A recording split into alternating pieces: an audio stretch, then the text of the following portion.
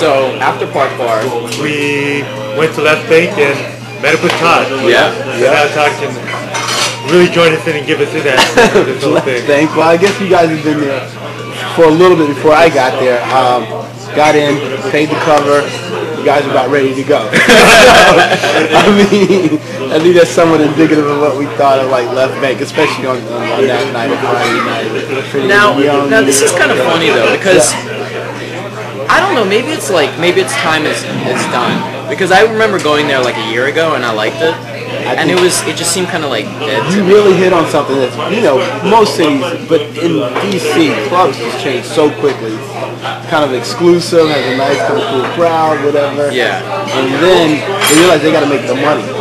Pay bills and have more people come in, and it just seems like it's going to go down from there. So it's not, as you said, it's not what it was a year ago. Yeah. It really is. And I think that happens in Adams Morgan a lot. It just seems like the lifespan of like clubs in Adams Morgan is like 3-4 years or something like that on that strip. I have a little bit of a relationship with Left Bank because when I first moved to DC, I told the cab driver to take me to the party. So he took me and dropped me off in the middle of Adams Morgan, and I walked up and down the street trying to find a place to go to. And I looked inside Left Bank, and it had a little more of like, the modern feel, which was definitely different for Adams Morgan, especially at that time. And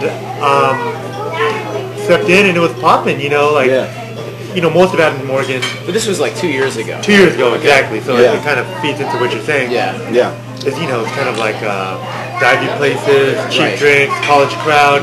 This place was a little different because it was modern, a little more international. A little more upscale than what you'd find in Adams Morgan. Exactly, but I agree with you guys that I think it may have seen its day. Its shelf life it's is turned. Like, yeah. Exactly.